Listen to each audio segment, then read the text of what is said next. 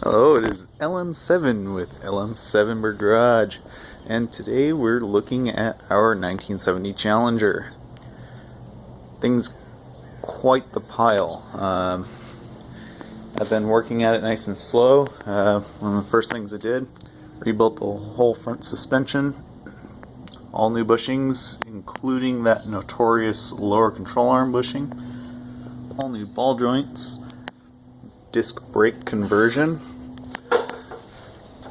Right now we got the fender off so I could get the door reskin sitting outside. That went along very well. As you can see, there's no distortion, no waves.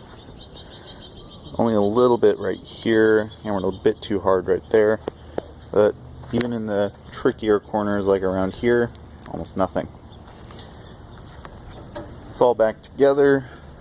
I just need to get the door handle back in, but I figure it'd be easier to grip this thing trying to put it back onto the car without it, so that'll wait a bit. Right here we got the fuel tank.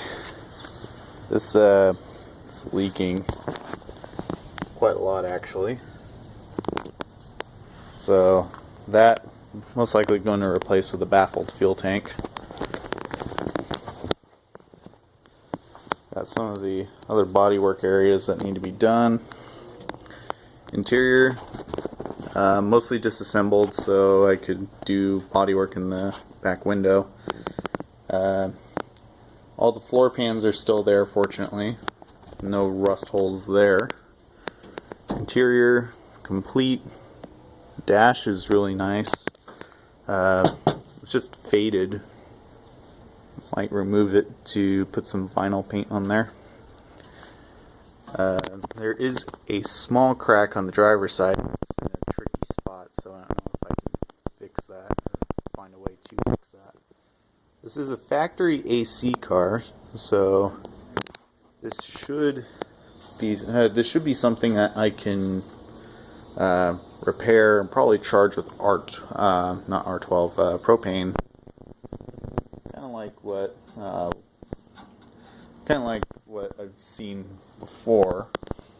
I know Luxury Nippon has done the propane and it ended up working, so I might do something like that here. It's got the 340 exhaust tips. Taillights, one of them has a hole in it, so that's going to be an unfortunate extra cost. All the chrome is in fairly nice condition. I don't know why this spot exists, but it does. Down below here we have a Mopar 8 3/4 inch rear differential. I haven't tried to see what gears it has, but we know it's an open differential. There's no weird sounds when it moves, so the odds of that being broken are slim to none. Here we have more body damage. I have to figure out what's going on under here, see what the course of action is going to be. It'll be easier to find out what I want to do with this when I get the door on and I can see how big the gap is and, stuff like that. But till then, I was recommended just replacing the entire quarter panel, because even back here you can see all the metal is wavy and got a nice big old rust hole right there. Because if there's one thing this thing needs, it's more rust. But the big problem with this car, oh yeah, back window, vinyl top car every fucking time. I thought Firebird was bad, but holy crap, does this bring whole new levels of awful. I'm gonna consider myself fortunate in that the understructure is largely intact. It's just around here where the roof comes down and spot welds to the structure below. The structure below isn't rotted, but of course this is gone. Same thing along the quarter panels, the sail panels, the filler lid.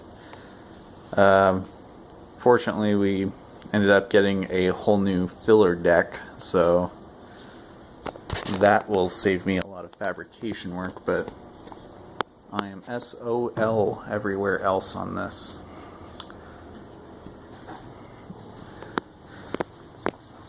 Up here, we got a Mopar 340 with a 4-barrel Edelbrock carburetor and what seems to be electronic ignition swapped in by the previous owner. So, no points distributor to have to worry about. Got that sitting in a parts bin. Which, speaking of, the previous owner left a lot of parts just kind of laying around. It's kind of nice. I have to put them all back on, but hey, it's at least he was thinking about me when he took all those parts off.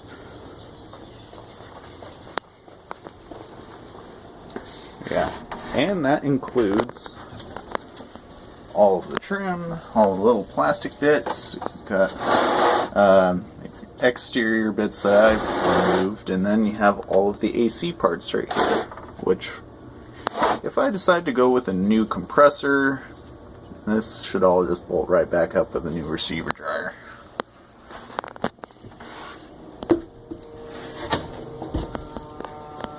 And doors. Probably need new strikers, but opens up fine. Carpet, kind of musty. Gonna replace that. Headliner, kind of fucked up already because of trying to remove it. It was super fragile, so I'm gonna just say fuck it and get new headliner. All these little plastic bits. I gotta find a guide on removing these because, yeah, I'm not just gonna let this hang out there like that. Unacceptable. Yeah. That's it. Unfortunately, I haven't been able to test the electrical, so I don't know what all's broken there, but I'll just add that to the to-do list as I go. Also, unfortunately, it seems like most of the vacuum system has been ripped out of this thing, so I'm going to have to find some diagrams. Alrighty, that is this piece of crap 1970 Challenger.